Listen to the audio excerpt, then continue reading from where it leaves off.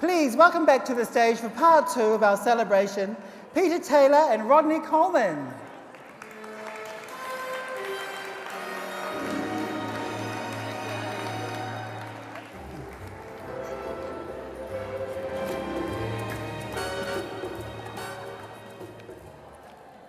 It's very bright in here, isn't it?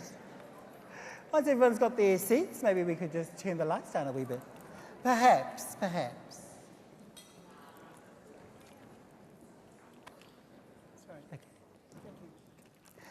Peter, after a 24-year career at the height of international equestrian, you retired from the industry and returned to New Zealand. It was your old passion of hospitality that you decided to re-spark in, and in November 1994, you opened Surrender Dorothy, the first openly gay bar on the Ponsonby Road Strip. Your vision was one of inclusion, not exclusion. You created a space in which people felt safe, regardless of who they were or where they came from. Surrender Dorothy is yet another one of your many legacies, and we offer a special welcome to the Friends of Dots who are seated on table 7 tonight. Yay! That's you. Looking lovely, ladies, looking lovely. In 1996, you became seriously ill. You had already been living with HIV for 10 years, but you knew that you were feeling something very different.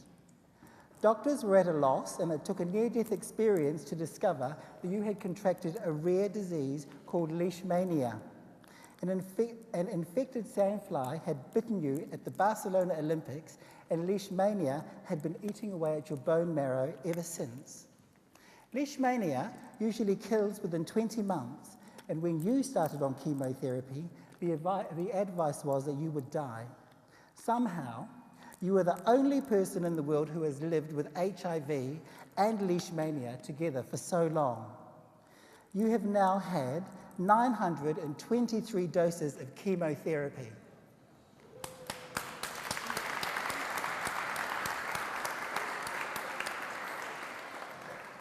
Doctors have watched your body adapt with a massive spleen and liver and holes in your kidney. Somehow, your body has continued to function. Just last year, you were the only person living in the world suitable for the first experiment to try and cure leishmania. Not only did this experiment fail, but it almost killed you. In February this year, the experiment was called off and you returned to your usual regime of 1 dose of chemo a day for 2 days every 3 weeks. One person who has been alongside you on the illness journey is your specialist, Associate Professor Dr. Mark Thomas. Mark is here tonight. Please, ladies and gentlemen, welcome Mark Thomas to the stage.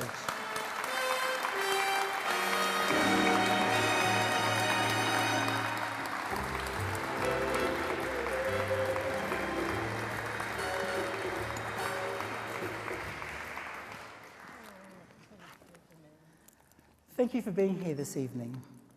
The medical miracle that is Peter Taylor's survival over all these years has been an integral part of his journey and the ways in which he inspires others. You have helped care for Peter since the mid-1990s.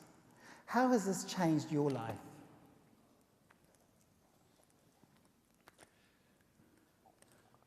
The moment that caring for Peter really changed my life was in 1997. The day was the 21st of March. It's my sister's birthday, 21st of March. And on the 21st of March, I walked into the room to see Peter at Auckland Hospital. It was Ward 9C in those days, the old Auckland Hospital building. And Peter had been unwell the previous year with fevers and sweats and enlarged spleen under his diaphragm that was causing a little bit of problem. And I wasn't at that time working at Auckland Hospital. I was away for a year. But in that time, he'd decided that we weren't doing a good enough job at Auckland Hospital, and he'd gone to Sydney. It was partly because at Auckland Hospital at the time and in New Zealand, the 3-drug combination for treating HIV infection wasn't available. and it was available in Sydney. So he went to Sydney to get 3-drug combination, which the Australians fortunately had, and he started on treatment for his HIV infection then. And we had tried to work out why his bone marrow wasn't working well, and he had fevers and sweats, and why he had an enlarged spleen, and we hadn't thought widely enough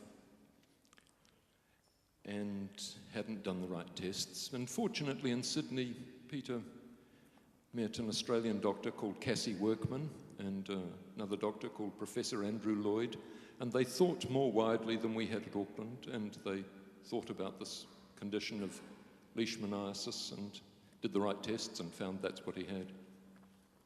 And they started on treatment for leishmaniasis with a medicine called stibogluconate. It's a drug that's hardly ever used anyone in the world.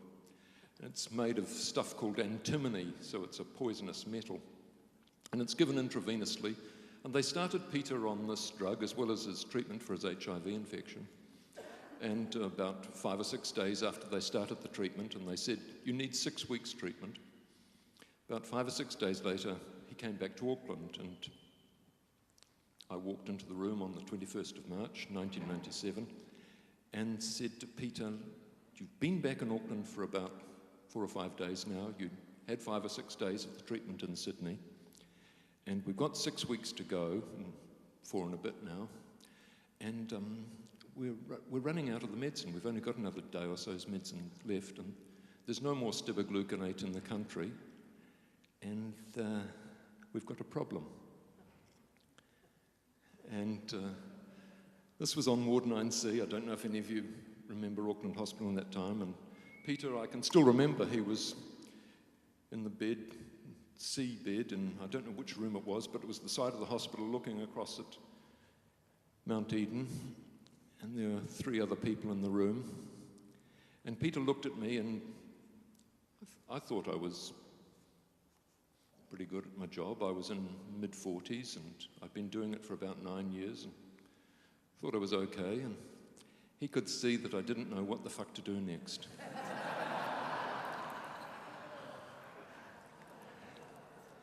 And he looked at me, and he said, and I can't remember whether it was Mark or Dr. Thomas at that point, but he said, look, there are phones, there are faxes, there are emails. You just use whatever you can and you get that medicine here. And I looked at him and said, thank you. Got up and walked out of the room, and the other 3 people in the room watched me leave. And I got outside and I took a few deep breaths, and I got on the phone and we sorted out the medicine.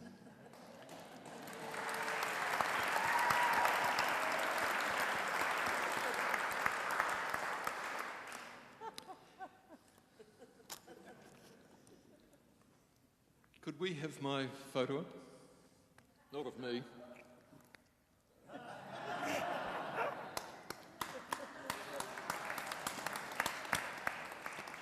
And I guess Peter is a little bit like Napoleon. He's been a general through his life, and I was a foot soldier at that point and told what to do.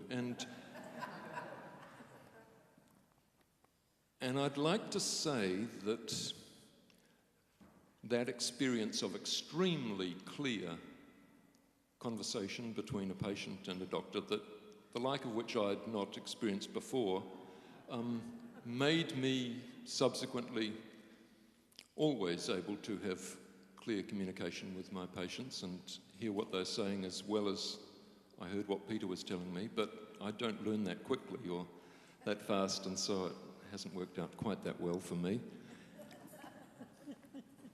But it was a lesson about working together.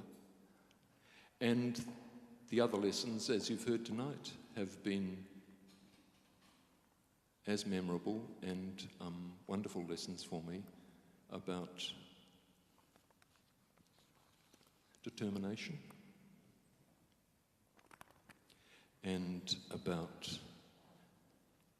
tolerating tough times in the hope of better times ahead that would be worthwhile, and about optimism and about generosity.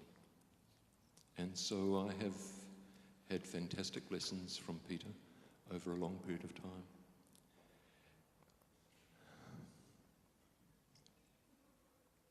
So thank you, Peter.